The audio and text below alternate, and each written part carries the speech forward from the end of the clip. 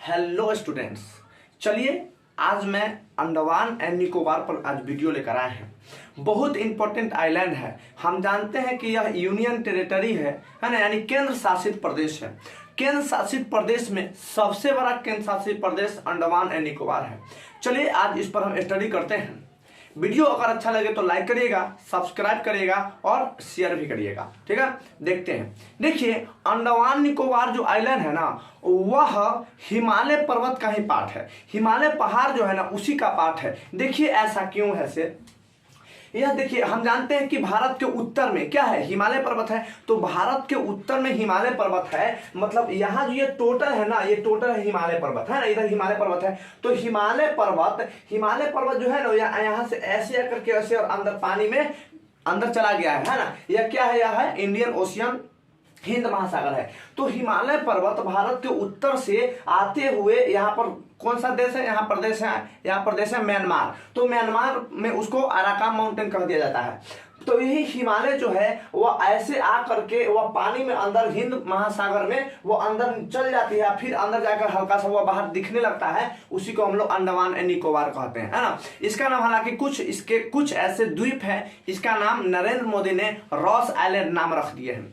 देखिए, इसको पहले हम लोग इसमें पॉलिटिकल मुद्दा देखते हैं कि आखिर पॉलिटिकल मुद्दा से, है ना, मतलब पॉलिटिकल हिसाब से यह इसका क्या महत्व है। देखिए, तो यह जो आइलैंड है ना, अंडमान निकोबार आइलैंड है, यह पहले जापान का आइलैंड था। जापान जब सेकेंड वर्ल्ड वार खत्म होता है ना, तो जापान से पहले भी या ब्रिटेन के कब्जे में था। तो अंडमान निकोबार जो है आइलैंड या ब्रिटेन के कब्जे में था। लेकिन जैसे ही सेकेंड वर्ल्ड वार स्टार्ट होता है, सेकेंड वर्ल्ड वार को खत्म होने के बाद ब्रिटेन से कौन ले लेता है, जापान ले लेता है ना। और जापान ब्रिटेन से ले लेता है। अब ब्रिटेन से जापान ले लेता है तो हमें इंडिया को जापान क्या कर देता है, गिफ्ट कर देता है सुभाष चंद्र बोस को। तो सुभाष चंद्र बोस अंडमान निकोबार का नाम रखते हैं शहीद एंड स्वराज। तो शहीद एंड स्वराज इसका उस समय का नाम रहता है ना। उसके बाद इसको अंडमान निकोबार नाम रख दिया गया। लेकिन अभी कुछ ऐसे आइलैंड है जिसका नाम रख के रॉस आइलैंड रख दिया गया है।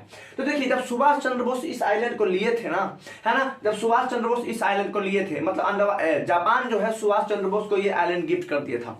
लेकिन क्या हुआ, ये अंडमान निकोबार है ना, तो यहाँ जानते हैं कि यहाँ कौन सा करते हैं, यहाँ है चाइना, है ना, यहाँ चाइना है। यहाँ पर क्या है, यहाँ पर म्यांमार है, चाइना और म्यांमार है। तो देखिए, अंडमान निकोबार के सबसे ऊपर जो द्वीप है ना, वह कोको आइलैंड है। कोको आइलैंड क्या हुआ कि अंडमान निकोबार तो हमारे भारत के पास आ गया, लेकिन अंडमान निकोबार के सबसे ऊपर का द्वीप है ना, उसका नाम है कोको द्वीप। कोको द्वीप में क्या हुआ कि जवाहरलाल नेहरू ना कोको द्वीप म्यांमार को दे दिए। म्यांमार के पास एक भी द्वीप नहीं था। तो म्यांमार कहा जवाहरलाल नेहरू से कि हमें आप एक द्वीप दे दीजिए, है ना। तो जवाहरलाल नेहरू ने बिना संसद में अनुमति से ही उनको क्या कर दिया, अंडमान निकोबार के सबसे ऊपर का द्वीप जो है कोको द्वीप, वह इसको म्यांमार को गिफ्ट में दे दिए। अब क्या किया म्यांमार भारी चोट्टा, वो भारत के हिसाब से थोड़ा सा ये अच्छा बात नहीं है। म्यांमार क्या किया कि वह जो आइलैंड था ना, कोको आइलैंड, बिल्कुल अगर ये नक्शे में देखेंगे तो वहां पर कोको आइलैंड है सबसे ऊपर। इस पर हम चलते हैं, ज्योग्राफी बात करेंगे तो इस पर हम आते हैं। पहले हम पॉलिटिकल मुद्दा देखते हैं। तो यहां से क्या हुआ कि यहाँ पर कोको आइलैंड किसको मिल गया, अब मिल गया म्यांमार को। म्यांमार क्या किया कि बगल में चाइना जो है ना, चाइना से क्या कर दिया, चाइना को उस पर दे दिया। मतलब चाइना जो है लीज पर ले रखा है ना, भाड़े पर चाइना इस कोको आइलैंड को ले रखा है। और बताइए, भारत के बगल में चाइना अब है, मतलब हमारा दुश्मन हमारे ही बगल में है, हम कुछ नहीं कर सकते। थोड़ा सा ये गलत हो गया था, है ना, मतलब नहीं देना चाहिए था जवाहरलाल नेहरू को ये आइलैंड। अब यहाँ पर ये चाइना आएगा और यहाँ से अपना रडार सिस्टम लगाएगा और भारत पर क्या करेगा, सैटेलाइट के माध्यम से वह पूरा भारत पर निगरानी रख सकता है। ये थोड़ा सा हमें अच्छा बात नहीं है भारत के हिसाब से देखें तो, है ना। चलिए, तो अब हम इसको थोड़ा सा पॉलिटिकल मुद्दा ये भी है कि यहाँ पर ना अंडमान निकोबार में एक सेलुलर जेल हुआ करता था। सेलुलर पहले जेल नहीं था, सेलुलर नाम के पैलेस था जो अंग्रेज लोग यहाँ पर बनाए थे। सेलुलर नाम के जगह बना दिया था कि जो भी लोग होगा ना, जो भी लोग मतलब भारत के जो क्रांतिकारी थे उसकी आवाज को दबाने के लिए जो उसको पकड़ के काला पानी का सजा यही जेल में दिया जाता था, उसी पैलेस का नाम रख करके जेल बना दिया गया है ना। काला पानी का सजा यही सेलुलर जेल में, अंडमान निकोबार में सेलुलर जेल, वहीं पर भारतीय क्रांतिकारी को काला पानी का सजा दिया जाता था, है ना। तो अब देखिए, अब थोड़ा सा ज्योग्राफी बात इसको करते हैं। यह अंडमान निकोबार जो है ना, यह अंडमान निकोबार वह महज भारत से लगभग जो है ना, भारत से लगभग 1000 किलोमीटर दूर है ना। ये भारत से लगभग इधर यहां से देखेंगे, यहां से तो लगभग 1000।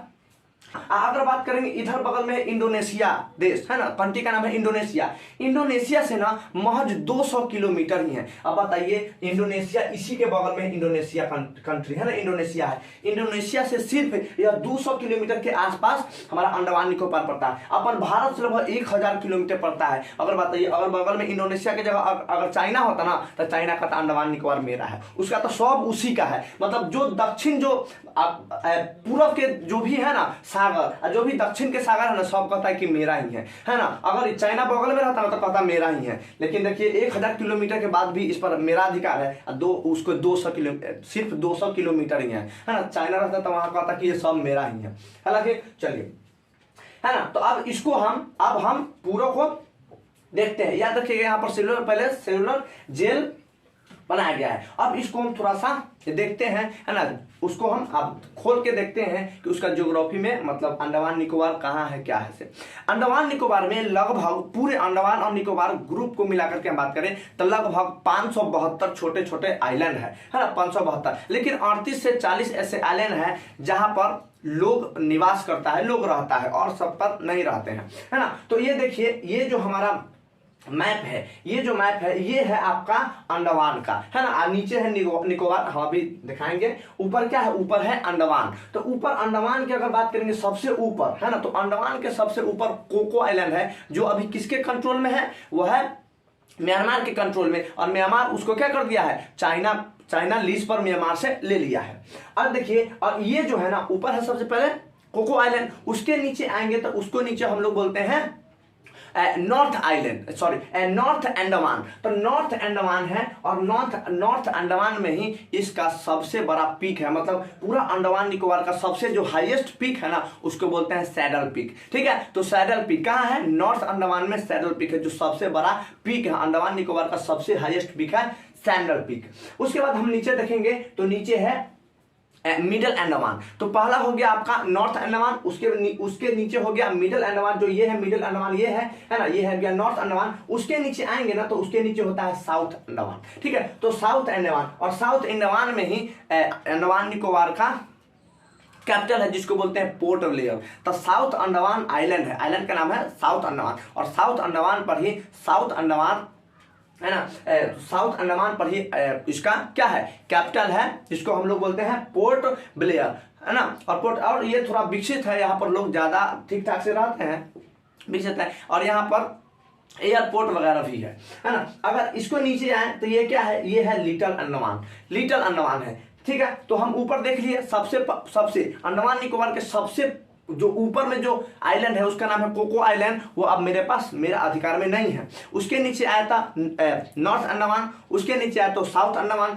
उसके भी नीचे आया, सबसे नीचे आए तो हम लोग क्या है, लिटिल अंडमान। फिर से याद करिए, ऊपर है क्या, north Andaman, middle Andaman, sorry middle छूट गया था, north Andaman, middle Andaman, south Andaman और लिटिल अंडमान, है ना। तो ये हो गया, आप देख लीजिए। और अगर अंडमान, ये जो अंडमान है उससे हल्का सा ईस्ट की तरफ बढ़ेंगे ना तो यहाँ पर एक आइलैंड है छोटा सा, उसका नाम है नारकोंडम, और उसका नाम है वैरल। तो नारकोंडम और वैरल जो आइलैंड है, यहाँ पर ज्वालामुखी निकलते रहता है ना, ज्वालामुखी वोल्केनो निकलते रहता है। हालांकि नारकोंडम लेकिन अब थोड़ा सा, अब ज्यादा नहीं, मतलब नॉर्मल है, हल्का सा होता है कि यह ज्वालामुखी के लिए प्रसिद्ध है। आगे देखते हैं नीचे, अगर बात करें हम नीचे, है ना, नीचे अब देखते हैं अंडमान निकोबार को नीचे।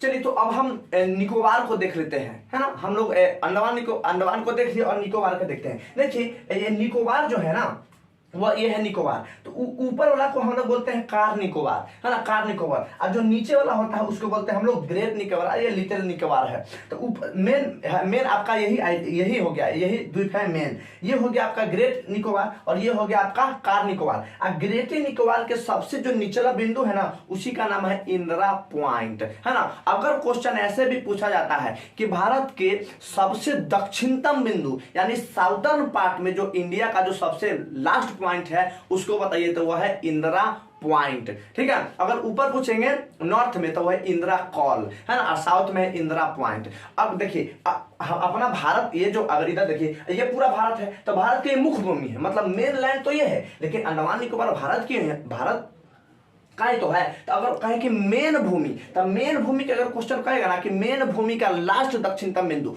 तो मेन भूमि हमारा ये है, और मेन भूमि के सबसे लास्ट दक्षिणतम बिंदु ये है, तो यहाँ पर है कन्याकुमारी। लेकिन अगर क्वेश्चन का भारत का दक्षिणतम बिंदु, तो भारत, ये भी तो भारत का ही है, तो भारत के दक्षिणतम बिंदु सबसे नीचे है जिसका नाम है इंदिरा पॉइंट, ठीक है। तो ये आप देख लीजिए इंदिरा पॉइंट है। देखिए अंडमान निकोबार का अपना हाई कोर्ट नहीं है, यह कलकत्ता हाई कोर्ट के अधीन में आता है ना। इसका खुद का अपना हाई कोर्ट नहीं है, जो भी मामला फंसता है वह कहा जाता है कोलकाता हाई में, कोलकाता हाई कोर्ट में इसका होता है। देखिए भारत के सबसे पुराना, मतलब सबसे पुराना जो ट्राइब्स है ना, सबसे पुराना जो ट्राइब्स है उसको हम लोग बोलते हैं यारवा ट्राइब्स। कहाँ है? भारत के सबसे पुराना ट्राइब्स है ना, सबसे पुराना जो ट्राइब्स है वह कहाँ है? वह अंडमान निकोबार है, उसका नाम है यारवा ट्राइब्स, ठीक है, यारवा ट्राइब्स। इस तरीके से हमने देख लिए, ठीक है। तो चलिए मिलते हैं अब नेक्स्ट वीडियो में। Thank you.